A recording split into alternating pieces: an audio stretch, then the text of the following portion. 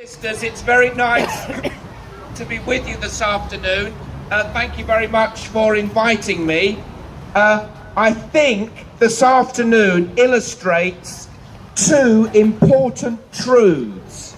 The first truth it illustrates is that if you want anything done, ask a busy person. And the second truth it illustrates is that, to my amazement, and I only realised this morning, Woodford is the epicenter of the universe.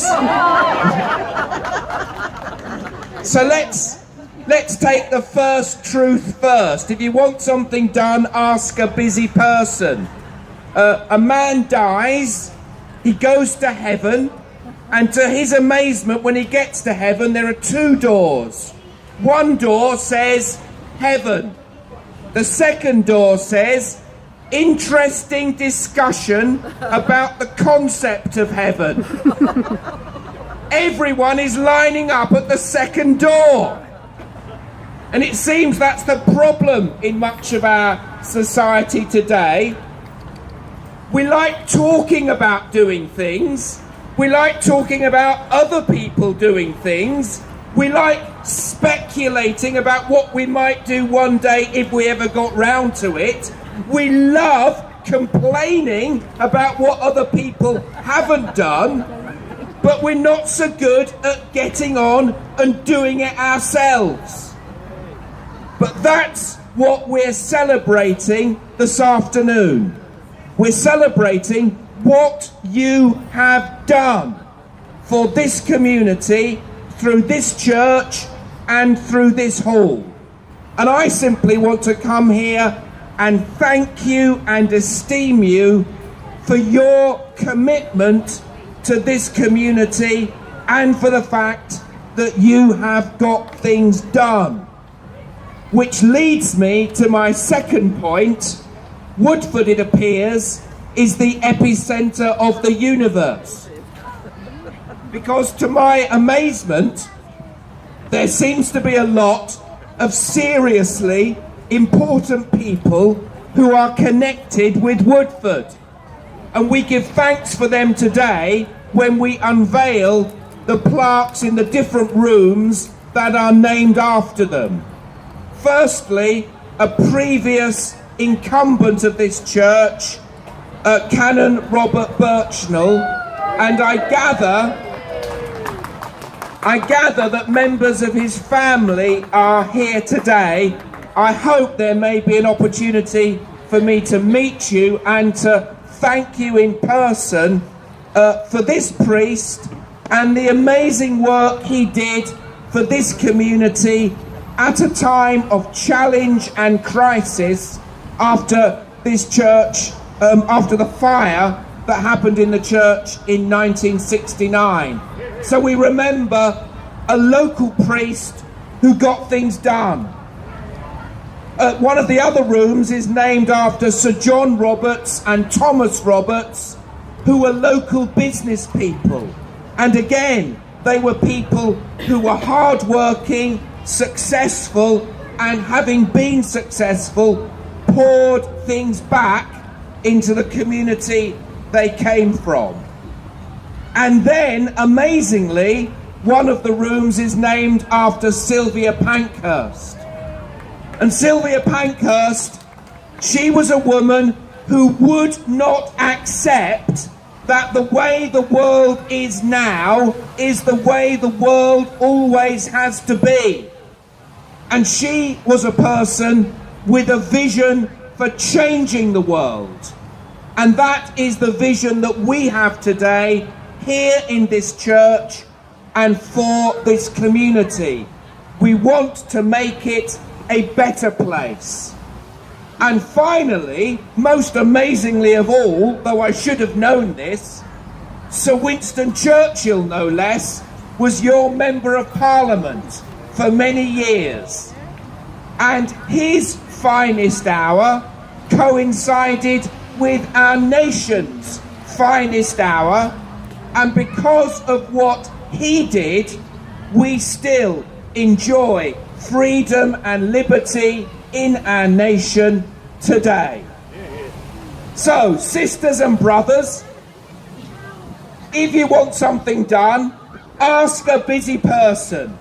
Thank you for the busyness and enterprise, hard work and commitment that you put in to this community, and be inspired by these Woodford people who have gone before you, and together, why don't we change the world?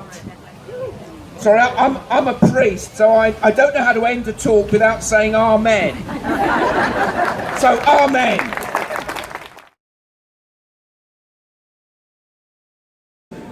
Well, I don't know whether you heard what I said outside, but it does seem to me to be astonishing that 4 such people are being commemorated by the renovation of this hall, and they seem to represent different but very, very important things.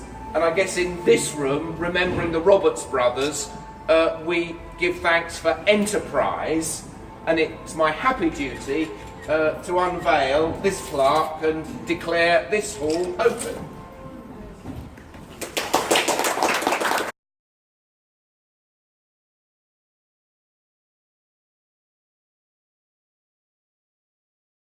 Room should be named after, and I think if you've got Winston Churchill and Sylvia Pankhurst in the running, you know, they're pretty difficult to beat. So I think you made a wise choice. And in unveiling the plaque in the Churchill room, it's good to remember that there are some things in life, peace, justice, freedom, that are worth striving for.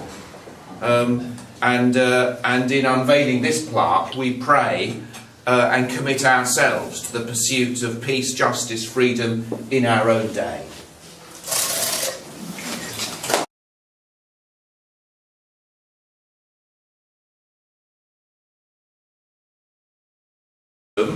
And I think it's probably true of every age of human history that once you have gained a freedom, it's very hard to imagine what it was like without it. But usually when you look back and dig down, you discover there were people of courage and vision who wanted to change things and make things better. And Sylvia Pankhurst was most certainly one of those who advanced the cause of women's rights and women's freedoms in ways that will make her remembered, not just in this country but across the world. Therefore, I think this is the place where the Sunday school meet on a Sunday, but I expect it will become the venue of choice for the Mothers' Union, the Women's Institute, and any other women's group in Woodford, and Woodford's association with Sylvia Pankhurst should be a cause of great celebration and inspiration, not just to young women, to young men as well, as we also try to build an equal and inclusive society. So it's my happy pleasure and honour to declare this, the Pankhurst Room, open.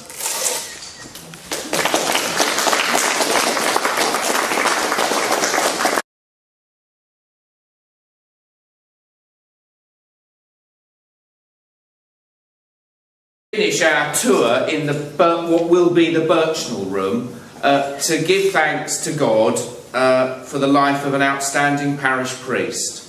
And as your bishop, I can say to you that the Church of England just wouldn't happen if it wasn't for, well, I think there's 2 groups of people I bend the knee to: the parish clergy and the church wardens. You know, the people who day in, day out make the church happen. And what is the church for? Well, to give glory to God, but to serve the local community. And it seems to me that Bob Birchnell exemplified that in his life and ministry. It's clear that he is still very, very fondly remembered and greatly loved. Quite a few of you here now will remember him, not least his daughter, and I don't think... His wife. Oh, you are? Well, I haven't met yet. I wasn't sure you were here. How very, very nice to meet you. Thank you. And so it's a great honour for me to be here. to thank God for what he did when he was here, but throughout his life and ministry. And I think the fact that he was voted for by the local people here is a fitting testimony to his ministry and how much that mattered and made a difference in this community, particularly at a time of crisis, but not just at a time of crisis, through everything that he did. I think it's also appropriate that you've decided to name the upper room after him. Because those of you who know the scriptures will know the upper room has a very, very special significance. An upper room is the place where Jesus washed his disciples' feet, the place where he broke bread with them. And also, it's a little bit closer to heaven. It really is a great honour for me in remembering an outstanding parish priest to declare this Birchnell room open.